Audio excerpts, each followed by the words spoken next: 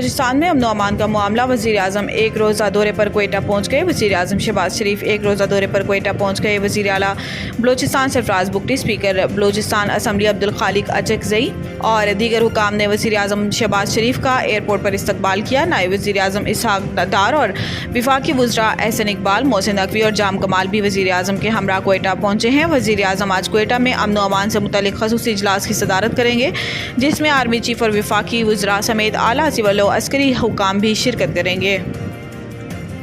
اسلامی بینکاری کے نام پر عوام سے فراڈ کا انکشاف۔ سینیٹ کی قائمہ کمیٹی خزانہ کے اجلاس میں انکشاف ہوا ہے کہ اسلامی بینکاری کے نام پر فراڈ ہو رہا ہے اور عوام سے قرض پر 25 سے 30% شرح سود لیا جاتا ہے۔ سینیٹ کی قائمہ کمیٹی برائے خزانہ کا اجلاس سینیٹر سلیم مانڈوی والا کی زیر صدارت ہوا، جہاں deputy governor state bank doctor عنایت حسین نے کمیٹی کو ڈپازٹ پروٹیکشن ترمیمی ایکٹ پر بریفنگ دی۔ اجلاس کے دوران سینیٹر سلیم مانڈوی والا نے بتایا کہ اسلامی بینکاری میں قرض لینے پر 25 سے 30% شرح سود لیا جاتا ہے، جبکہ کنونشنل بینکاری 20% شرح سود چارج کرتی ہے۔ اجلاس میں ڈپازٹ پروٹیکشن ترمیمی ایکٹ کا جائزہ لیا گیا اور اس کے بعد قائمہ کمیٹی نے ڈپازٹ پروٹیکشن کارپوریشن ترمیمی بل 2024 منظور کر لیا۔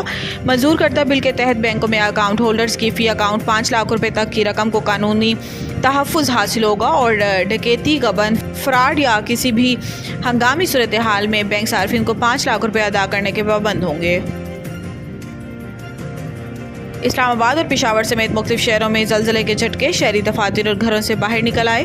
اسلام آباد، پشاور اور لاہور سمیت مختلف شہروں میں زلزلے کے جھٹکے محسوس کیے گئے۔ پاکستان کے وسطی اور شمالی علاقوں میں زلزلے کے جھٹکے محسوس کیے گئے ہیں۔ زلزلے جھٹکے اسلام آباد، لاہور، ملتان اور سرگودا سمیت ملک شہروں میں محسوس کیے گئے۔ اس کے علاوہ چکوال اور گرد و نواح میں بھی زلزلے کے جھٹکے محسوس کیے گئے۔ زلزلے کے جھٹکے خیبر پختونخوا کے مختلف شہروں میں بھی محسوس کیے گئے۔ پشاور، سوات، شمالی وزیرستان، ہنگو، مردان، مالاکنڈ، بونیر، شانگلہ اور دیر میں بھی زلزلے کے جھٹکے محسوس کیے گئے ہیں۔ اس کے علاوہ مانسہرہ، بٹگرام، ترگر اور کوہستان میں بھی عوام نے زلزلے کے جھٹکے محسوس کیے۔ زلزلہ پیما مرکز کے مطابق زلزلے کی شدت 5.4 ریکارڈ کی گئی۔ زلزلے کا مرکز کوہ ہندوکش، افغانستان تھا، جس کی زیر زمین گہرائی 215 کلومیٹر ریکارڈ کی گئی۔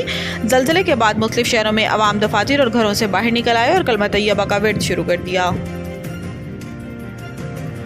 پاور ڈویژن نے سرکاری بجلی تقسیم کار کمپنیوں کی نجکاری سے متعلق تفصیلات ہنگامی طور پر طلب کر لی۔ ذرائع کے مطابق پاور ڈویژن نے ڈسکوز کی نجکاری کے لیے تفصیلات مانگ لی ہیں۔ پاور ڈویژن کے تمام ڈسکوز کے سی ای اوز کو خط لکھ کر 29 اگست تک معلومات طلب کی ہیں۔ ذرائع کا کہنا ہے کہ تمام ڈسکوز سے مستقل کانٹریکٹ اور ڈیلی ویجز ملازمین کی تفصیلات بھی مانگی گئی ہیں۔ ڈسکوز ملازمین کی تنخواہ پیکیج اور پینشن کے واجبات کی تفصیلات بھی مانگی گئی ہیں۔ سرکاری بجلی تقسیم کار کمپنیوں سے جائیدادوں کی تفصیلات طلب کی گئی ہیں۔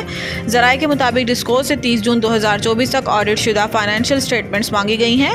بجلی کمپنیوں کے گزشتہ 5 سال کے واجبات اور ایکویٹی سمیت فائنینشیل سٹرکچر بھی طلب کیے گئے۔ ذرائع کا کہنا ہے کہ ریگولیٹری اداروں کے احکامات سے متعلق زیر التوا ایشوز کی فہرست مانگی گئی ہے۔ بجلی کمپنیوں پر لاگو تمام ریگولیٹری اور لیگل فریم ورک کی تفصیلات مانگی گئی ہیں۔ بجلی کمپنیوں کے پاس موجود مشینری، گاڑیاں اور دیگر اثاثہ جات کی تفصیلات بھی طلب کی گئی ہیں۔